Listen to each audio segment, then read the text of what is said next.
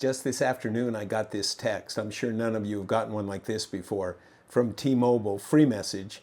Your opinion matters, exclamation point.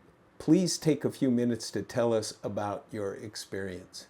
I mean, we get so many texts asking for our input, asking for our feedback, that half the time I don't even remember what experience that I had for them. I mean, literally, if we took the time to fill out every survey, give every rating that was asked for, that would be our full-time job. Imagine if we actually got $1 for every one we filled out. We'd all be millionaires. You know, it seems like with all of the social media and everything, it's all about the stars and the likes. It's all about ratings. There's your Facebook page. How many likes are you going to get on your Facebook page?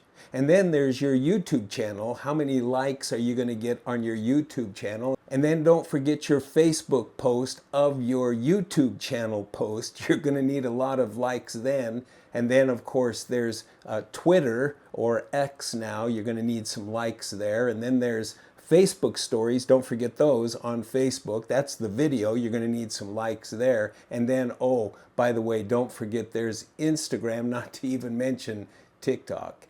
It's enough to make you crazy. It's all about the likes and the stars. When I started the church back in 2001, we didn't have all of the social media we have now. And we actually had cassette tapes. I know that many of you may not even know what cassette tapes are. But we had cassette tapes, and I remember I would send my sermons to my mother, who lived in Colorado Springs. We were living in Washington State at the time. And she would listen to them faithfully every week and then tell me each week how good they were, just as moms will do. But she even went so far as to create a little chart, and she would write the name of the sermon, and then she would put 5 stars, and she would color in the number of stars that she felt the sermon was warranted. And one time my little brother was visiting, and my mom asked, hey, have you listened to your brother's sermons? They're really good. And she showed him the little book she had with all of my sermons listed with the number of stars. And he made an observation, and he said, well, Mom, all of those sermons are rated with 5 stars. Well, I think there was a pause for a moment. She goes, well, he is very good. Well, you don't only get that from a mom. But really, is it really about the stars and the likes and the ratings? And as I think about that, I think, thank God that He does not work that way. I love what we read in the book of Acts.